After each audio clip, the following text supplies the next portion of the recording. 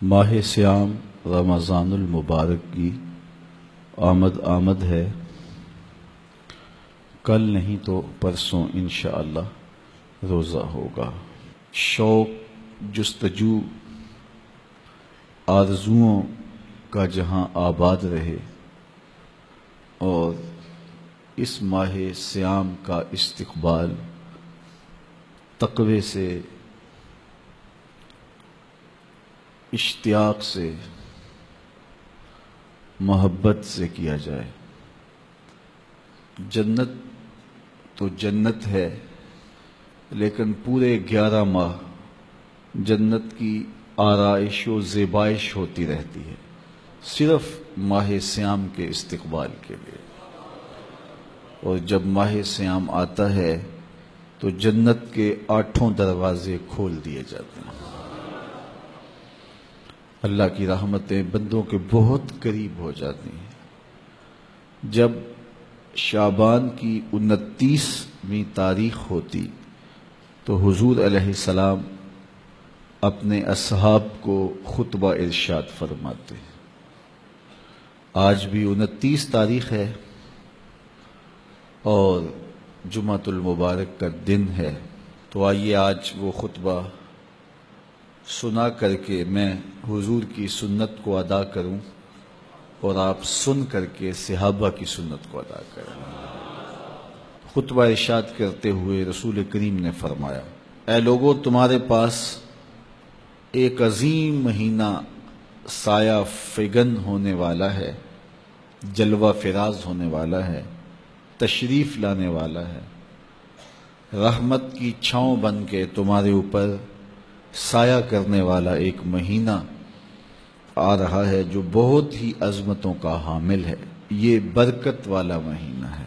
اس مہینے میں ایک ایسی رات ہے جو 1000 مہینے سے بہتر ہے۔ لیلۃ القدر 1000 مہینوں سے بہتر ایک رات اس امت کو دی گئی۔ 83 سال 4 ماہ بنتے ہیں۔ 83 سال 4 ماہ مسلسل کوئی بندہ عبادت کرتا رہے اور ایک لیلۃ القدر کا قیام کر لے، یہ قیام ان 83 سال 4 ماہ کی عبادتوں سے پھر بھی افضل ہے۔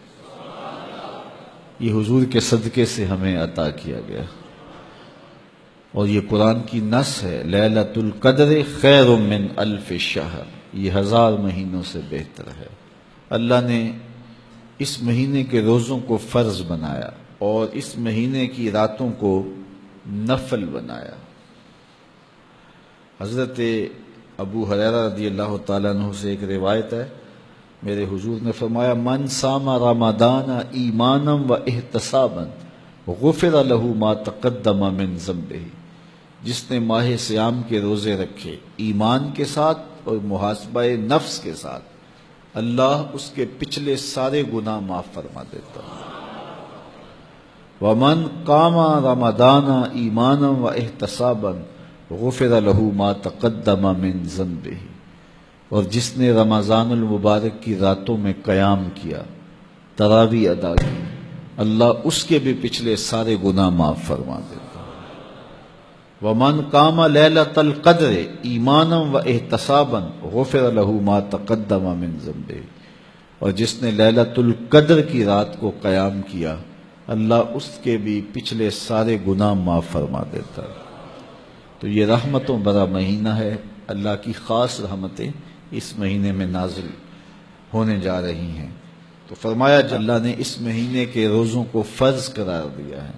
جس نے اس مہینے میں کوئی اچھائی کی تو وہ ایسے ہے جس طرح اس نے فرض ادا کیا ہے، یعنی اس مہینے میں ایک نفل ادا کرنے کا، ایک نفلی عبادت کرنے کا فرض ادا کرنے کے مطابق ثواب ہے۔ اور جس نے اس مہینے میں کوئی فرض ادا کیا تو گویا اس کو 70 فرضوں کا ثواب عطا کیا جائے گا، تو 70 گنا اجر اس مہینے میں بڑھ جاتا ہے۔ تو رحمتوں کی لوٹ سے لگی ہے نا اس مہینے میں۔ آقا کریم نے ارشاد فرمایا، اور وہ صبر کا مہینہ ہے اور صبر کا ثواب سیدھا سیدھا جنت ہے۔